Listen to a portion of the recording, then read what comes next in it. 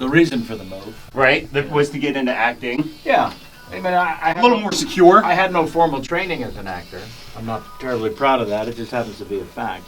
So I don't know why I thought that I could just move to LA and begin an acting career. Right. And then went on hundreds of auditions before anything ever broke. even a germ of an opportunity. Right. Took several years Right. of auditioning to really learn how to audition. Right. But yeah, I mean, the idea, I guess when I was a kid, it was a fantasy to be in movies, but stand-up comedy just came to me at age 10 and was the natural order. 10 years old, so at 10 years old you thought, I want to be on stage. Who did you see that drove you there? Well, the comedians that were on TV. Right. I'm 105, so we're talking about some older Are you kids. going to be doing the remake of Grumpy Old Men? Now you're going to be playing the other role? It's been suggested. Really? Not by the people with the money. It's George Carlin, Richard Pryor, Sure. but also Albert Brooks, and there were the Kings, Don Rickles, and Yeah. that guard also that were influencing me.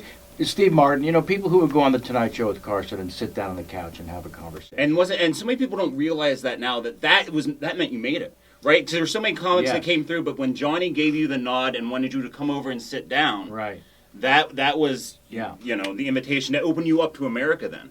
Yes, and also to be knighted by the king. Right. He was considered by the nation as the formal authority. Absolutely. On what was funny and what we should think is funny. Right. So to make him laugh was the ultimate.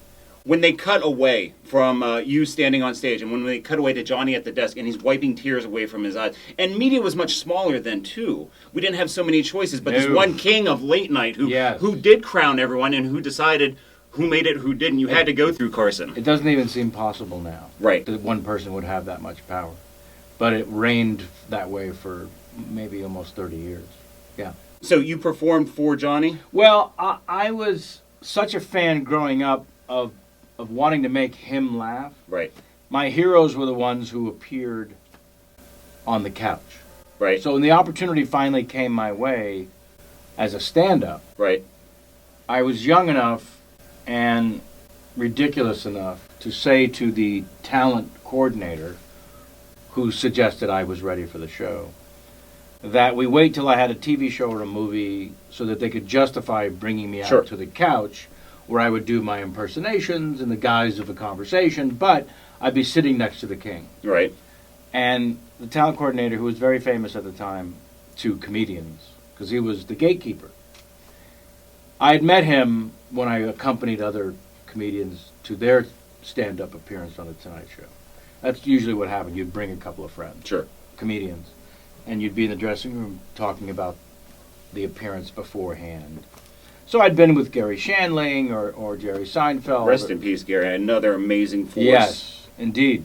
And so I knew this guy, this gatekeeper, and so when he said, "You're ready to do the show," I did insist to him that we wait till I had a movie or a TV show out, and then he could bring me out to the couch as an actor, but then I would make Johnny laugh, and Johnny would talk about I started as a comedian, and then that would go from there, and then roll into the and then that fantasy happened. I had a movie out called Willow. Okay, very familiar with it. Yeah, so I'm one of the two little brownies yelling, "This way! No, this way!" So many amazing character parts, and again, and Willow was a great movie known for a lot of the special effects that they had in there, right? At the time, yeah.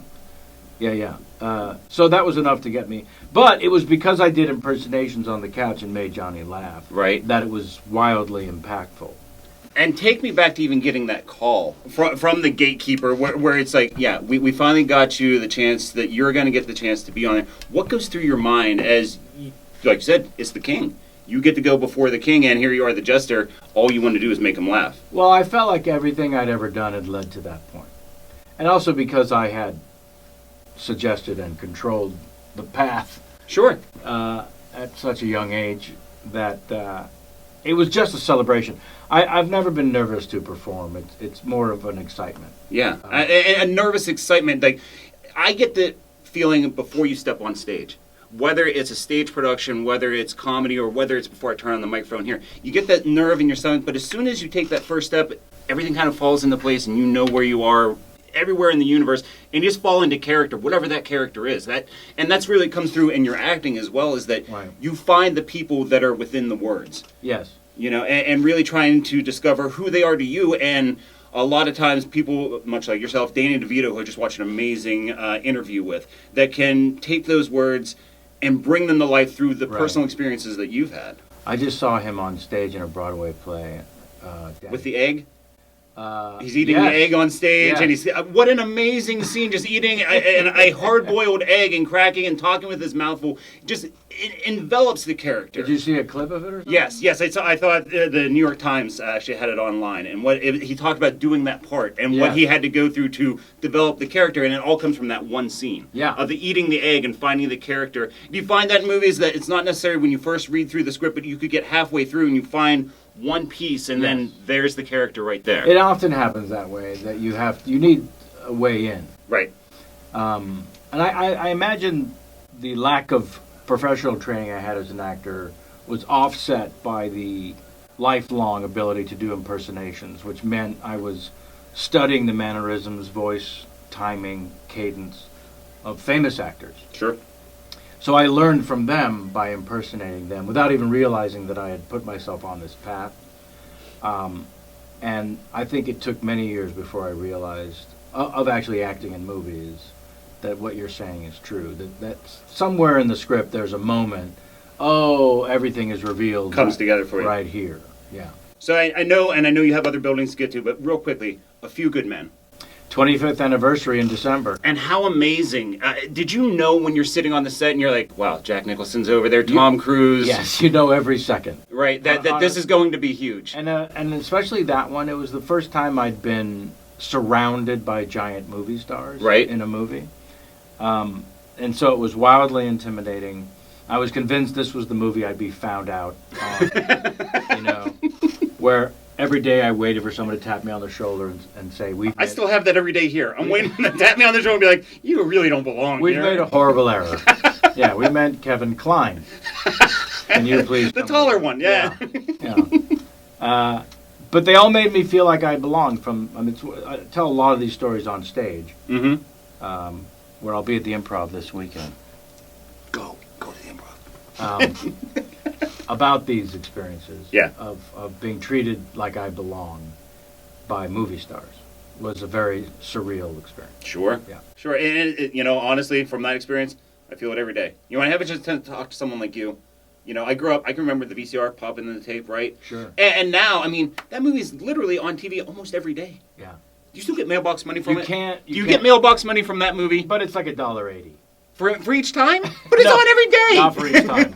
No, they buy it for a block. And then you just get that check for $1.80. That's right. Cramping up, signing them, and taking 25 them to years the bank. later, yeah. Kevin, I appreciate you Pleasure. making time. I apologize.